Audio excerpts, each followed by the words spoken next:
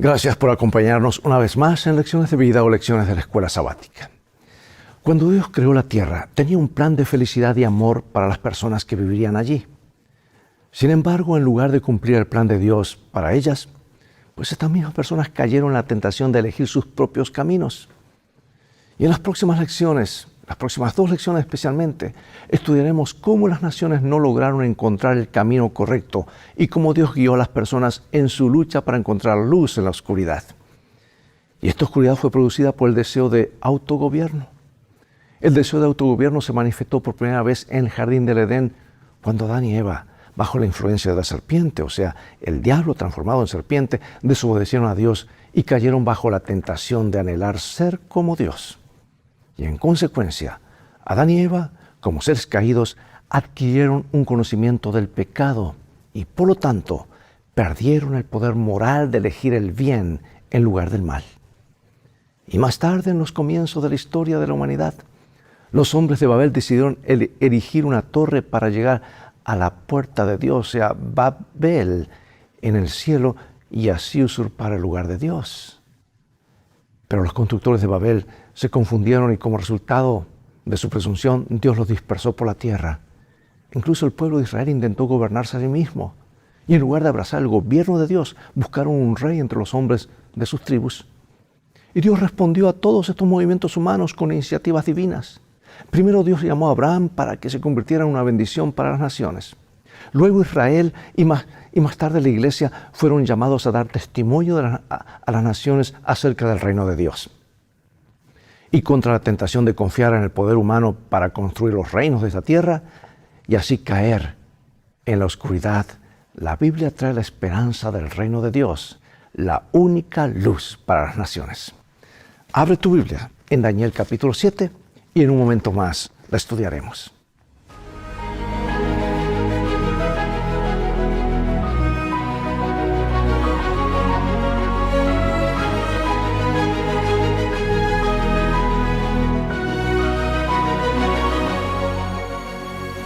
Daniel capítulo 7, versículo 14 nos dice: Y le fue dado dominio y gloria y reino, y todos los pueblos, naciones y lenguas le sirvieron. Su dominio es eterno, que nunca pasará, y su reino nunca será destruido. Bueno, el Apocalipsis presenta las soluciones de Dios para nuestro mundo caído. En los últimos capítulos se restablece el acceso al árbol de la vida. Se levanta la maldición y somos redimidos en la presencia de Dios. Y en cierto modo el Apocalipsis es el libro del Génesis al revés. ¿Te has puesto a pensar en eso? Porque lo que sigue siendo una clave importante para entender cómo se originaron los problemas del mundo. Nunca podríamos entender el Apocalipsis si no leemos el Génesis. Y uno de los temas clave tanto en Daniel como en Apocalipsis es el gobierno del mundo.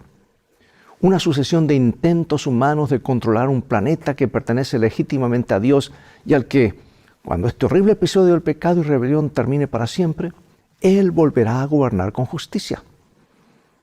El largo proceso conduce a ese momento, abarca miles de años de experimentos humanos en materia de autonomía que nunca han funcionado, ni siquiera aquellos que proclaman los ideales más elevados, pero que nunca los alcanzan. Gran parte de la triste historia de la humanidad a lo largo de los siglos no es más que el relato de la tragedia que estos sistemas fallidos han traído sobre la humanidad. Más aún, todo empeorará hasta que se establezca finalmente el reino eterno de Dios. El Edén fue creado como el hogar ideal para los seres humanos. Cuando entró el pecado, Dios no tuvo más remedio que retirar a la humanidad del jardín e impedirle el acceso al árbol de la vida, al menos temporalmente.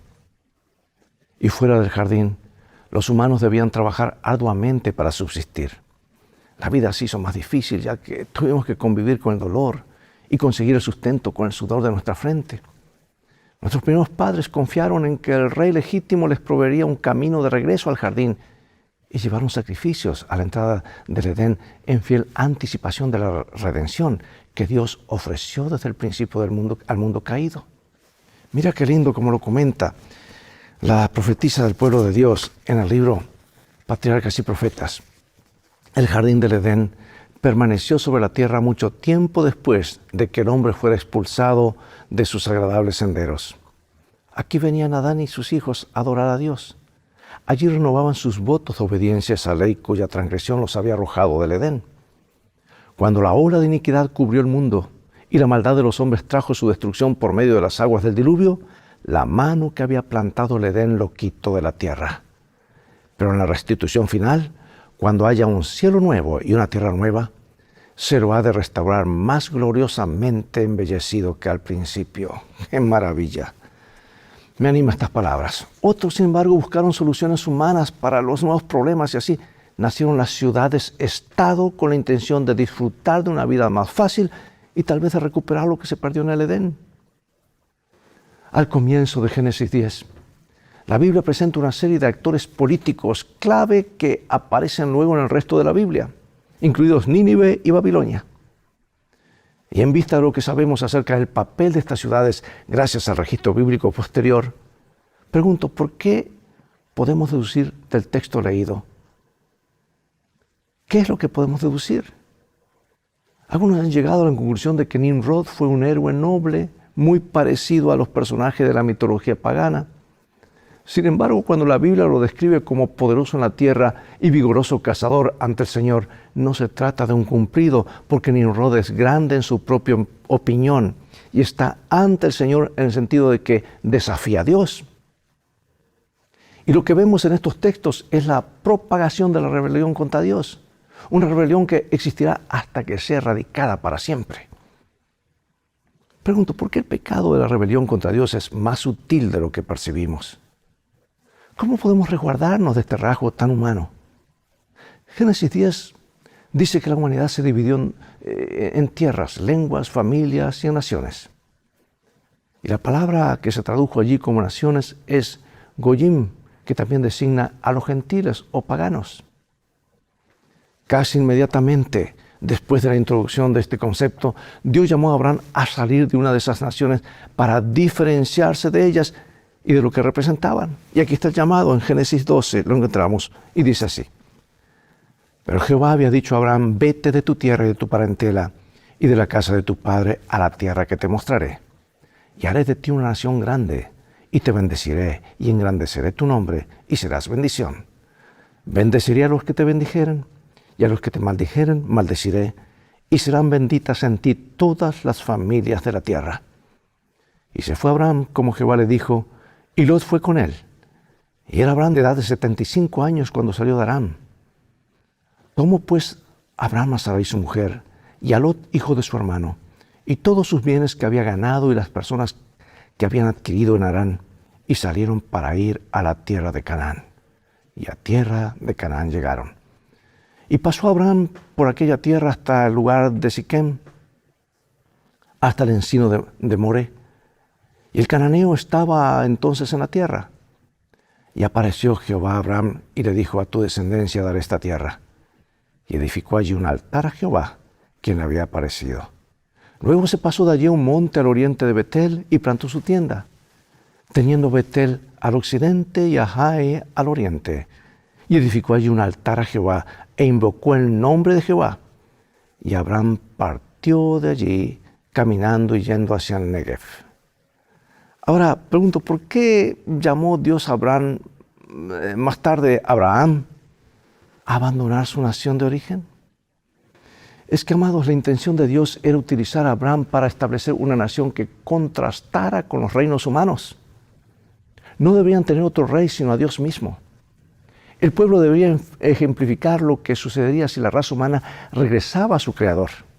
E Israel fue establecido con el propósito de que fuera una bendición para todas las familias de la tierra. Dios había derramado luz sobre ellos y privilegios que no se habían visto en este mundo desde quizás antes del diluvio. Miren Deuteronomio capítulo 4, versículos 5 y 9.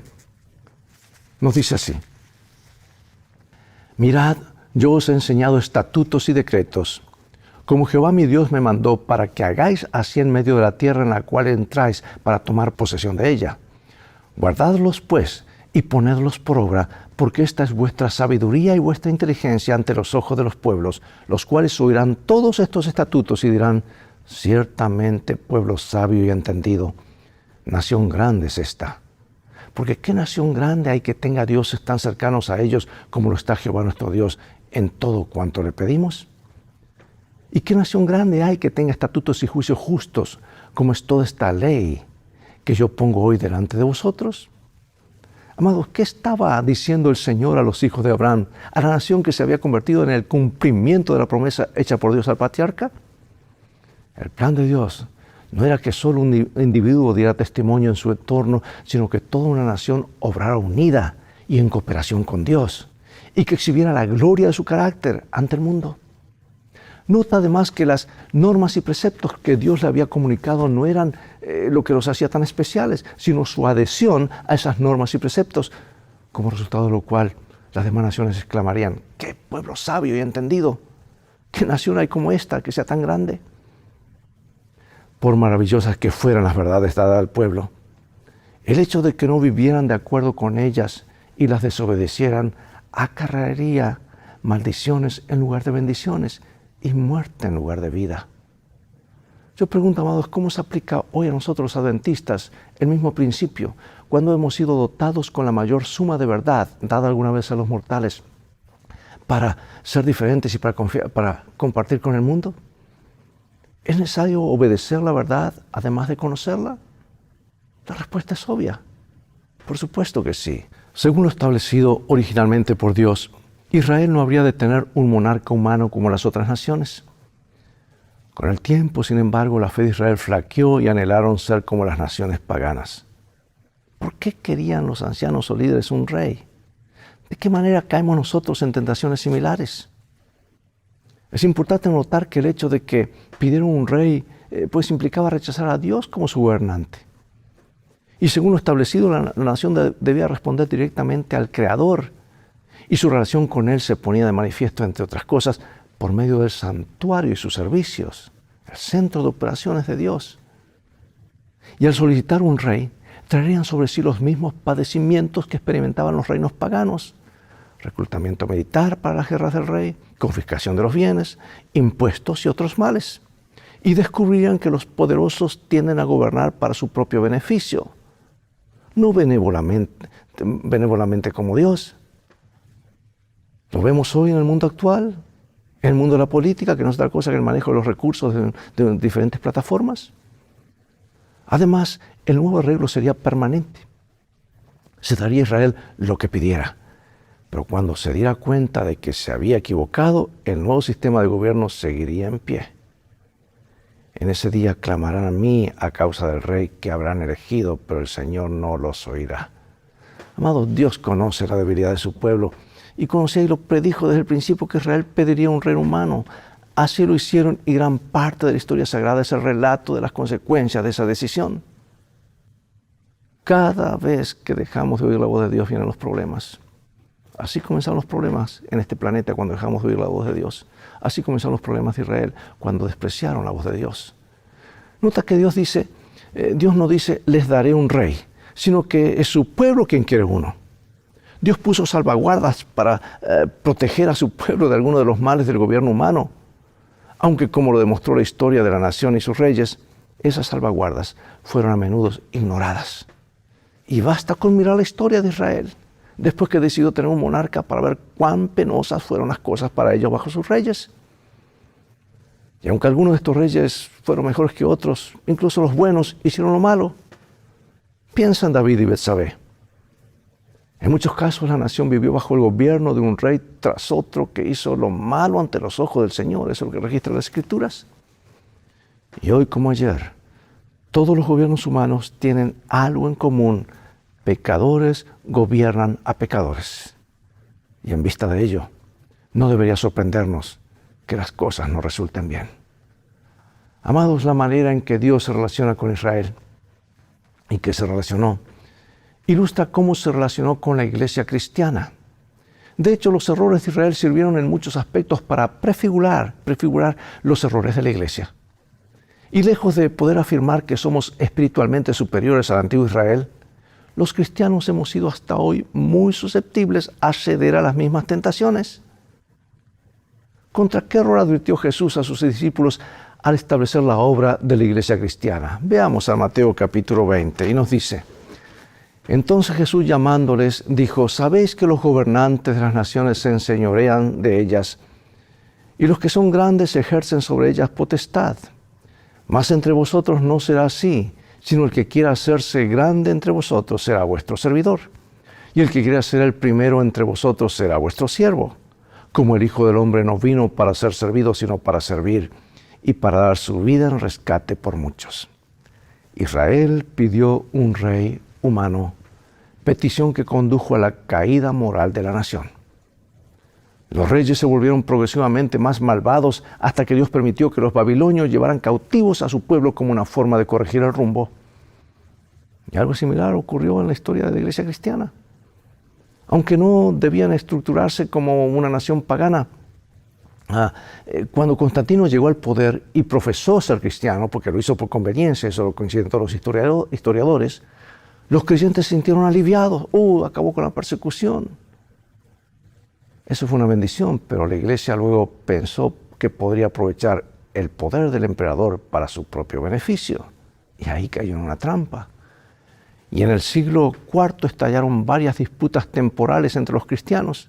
Y cuando la iglesia se vio incapaz de resolverlas, apeló al emperador para que interviniera.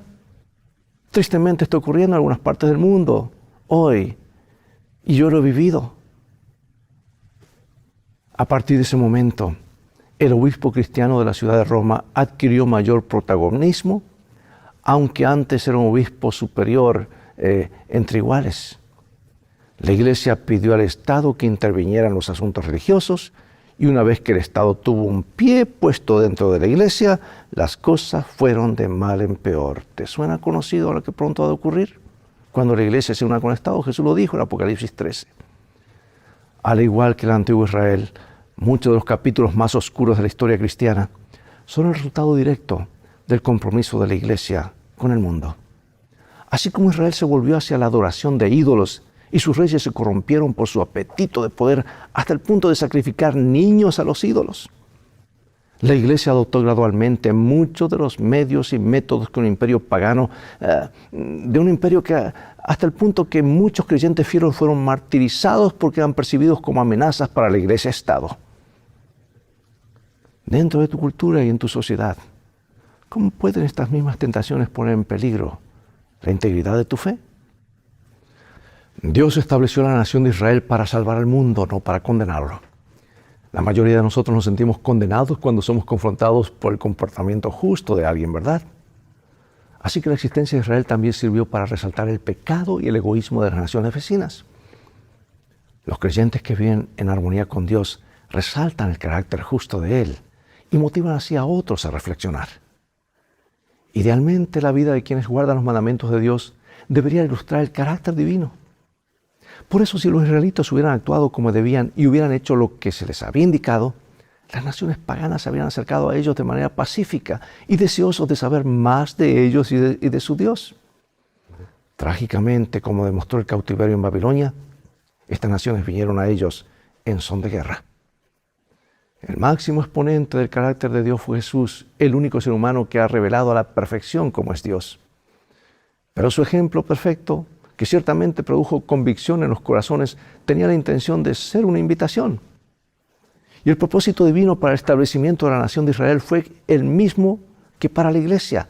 Él anhela que su pueblo atraiga a los pecadores a Cristo.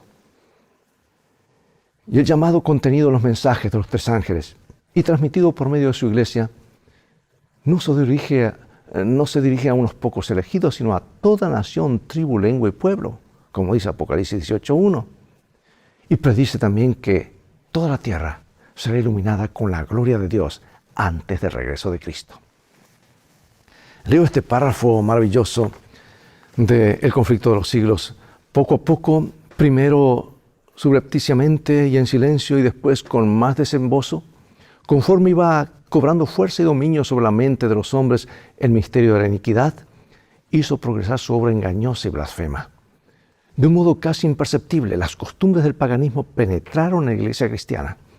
El espíritu de avenencia y conformidad fue refrenado por algún tiempo por causa de las terribles persecuciones que sufriera la iglesia bajo el régimen del paganismo. Pero habiendo cesado la persecución y habiendo penetrado el cristianismo en las cortes y los palacios de los reyes, la Iglesia dejó a un lado la humilde sencillez de Cristo y de sus apóstoles por la pompa y el orgullo de los sacerdotes y los gobernantes paganos, y sustituyó los requerimientos de Dios por las teorías y las tradiciones de los hombres. La conversión nominal de Constantino a principios del siglo IV causó gran regocijo, y el mundo, disfrazado con una forma de rectitud, se introdujo en la Iglesia. Desde entonces, la obra de corrupción progresó rápidamente. El paganismo, que parecía haber sido vencido, vino a ser el vencedor. Su espíritu dominó a la Iglesia. Sus doctrinas, ceremonias y supersticiones se incorporaron a la fe y al culto de los que profesaban ser seguidores de Cristo. Yo pregunto, amados, ¿no corremos nosotros el mismo riesgo, mismo peligro, sobre todo cuanto más tiempo estemos aquí, de cambiar la humildad y la sencillez de Cristo y de los apóstoles por la pompa, el poder, los elogios, las tentaciones del mundo, la grandeza, y a veces tal vez en sentirnos como ejecutivos religiosos en lugar de ser pastores del rebaño? Pues si pensamos que no es así, nos engañamos a nosotros mismos. Conectemos a Dios y su palabra, vivamos estos principios. Y ahora, para concluir, hay varias lecciones de lo ocurrido en el pasado que debemos reflexionar. Por ejemplo, lección de liderazgo. Cuando Nabucodonosor supo que su gobierno se limitaría a la cabeza de oro de la estatua, erigió una estatua hecha completamente de oro.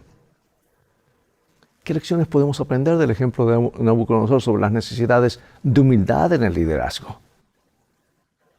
Hay lecciones sobre política, porque al final de los tiempos los gobernantes humanos se unirán para reemplazar al reino de Dios, tal como lo hicieron los constructores de la Torre de Babel. La pregunta es, ¿cómo podemos resistir con éxito el hecho de permitir que las maniobras políticas y las ambiciones e intereses personales prevalezcan sobre la verdad y la justicia? Y sobre todo hay una lección sobre la perspectiva. El problema con los reyes terrenales de las profecías de Daniel es que estaban orientados hacia el presente. Escucha bien, la eternidad, el futuro reino de Dios no era parte de su realidad. Y esta consideración se aplica a todos los aspectos de la vida. Mira lo que comenta la sierva del Señor. Dice, ningún plan de negocios o de vida puede ser sólido o completo si abarca solo los breves años de esta vida presente. Y luego aconseja a las personas que tengan en cuenta la eternidad. Dios nos ayude a andar en los caminos del Señor, a tener dentro del marco de nuestra experiencia, de nuestra vida, la eternidad. Para eso fuimos creados. No permitamos que el diablo nos robe más de lo que nos ha robado. Oremos. Padre Celestial, gracias por los ejemplos bíblicos. Una cosa pedimos, que nos des fe, fuerza para nunca apartarnos de ti, o transigir con el malo, por las conveniencias personales, y sobre todo que erradiques el orgullo, porque nos has llamado para servir, para reflejar tu luz, no para reflejar nuestros propios intereses personales o nuestras agendas. Bendícenos como individuos, bendícenos como iglesia, para que cumplamos tu propósito de iluminar al mundo con la gloria de Dios y de su carácter. En el nombre de Jesús oramos. Amén. Bien, amados, es todo el tiempo que tenemos por hoy. Llegó nuevamente el momento de despedirnos. Será hasta el próximo programa de la serie Lecciones de Vida. Invita a otros a sintonizar este canal y transfórmate tú mismo en un canal de bendiciones. Dios te bendiga y te guarde, y recuerda, tú vales mucho para Jesús. Él te ama más de lo que puedes imaginar, y en este viaje que vamos, las cosas van a terminar bien. Sabemos cuál será el final. Está escrito. Por eso tenemos que hacer de la Biblia nuestro GPS y a Jesús como nuestro guía. Maranatá. Dios te bendiga.